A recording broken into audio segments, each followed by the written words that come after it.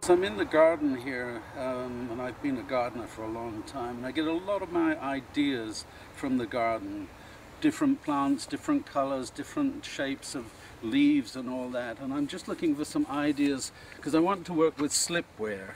And slipware, there's a technique called that I call dotting, and it's wonderful, as we'll see, with these little heads of yarrow here. It'll be just like the decoration on the inside of a series of plates that I'm working on. So this is giving me good ideas right there. There are many ways of working with liquid clays. This is called slipware, and the one that I particularly prefer is the one that comes traditionally from the central part of England, traditional European British slipware. And it's done with liquid colored clays. Here I'm putting on a red slip. I'm tipping that out, and then I'm going to add dots of detail with a black slip and a white slip. Little cleanup is necessary just to get the slip off the edge of the plate there, and just make sure that the basic layer of slip is flattened down. I shake it a little bit, and this is just putting on details of little white dots, rather like the head of the yarrow plant outside, and just it gets a little bit more complex as I add different colors in, but it's very simple, very beautiful process, and it's not difficult to do.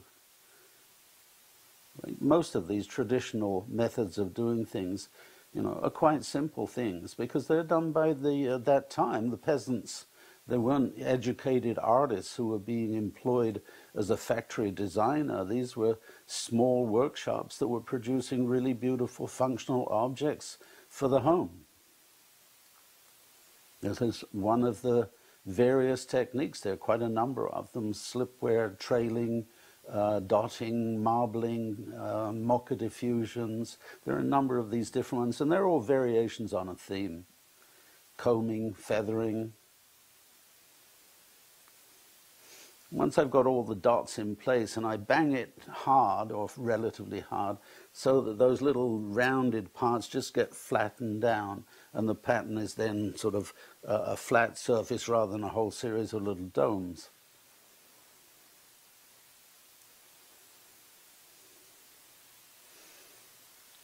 This technique that I'm just about to do here is a traditional, it actually goes back about 200 years, and it's called mocha diffusions, and the potters used to chew tobacco and spit in the paint pot to make the colors run in the right sort of way.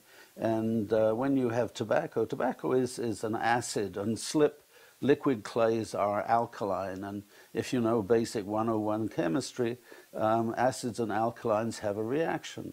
So what I do is on the piece, when I put the mocha diffusions mix, this is a combination of apple cider vinegar with manganese dioxide.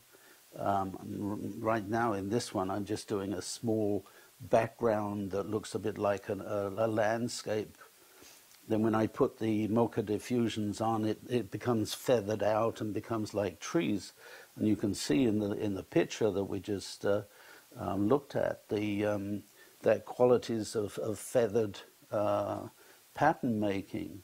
And if you look at the rock, which is called dendritic limestone, it's exactly the same sort of process. So I'm always tying in geology, tradition, and a new version of that, what it is that I really want to work with. And most of these things, or a lot of these things, come from spending a lot of time in museums looking at historical objects and just working out how they were done in my head, basically, and then going to the studio and trying it out until I learned how to do it. And that's what we're doing here. This is mocha diffusions, spelt like M-O-C-H-A, the coffee. And all those feathery patterns there will stay. You put a very thin coating of glaze, or you don't put any glaze on, whichever. And so all these beautiful feathery patterns will stay right there.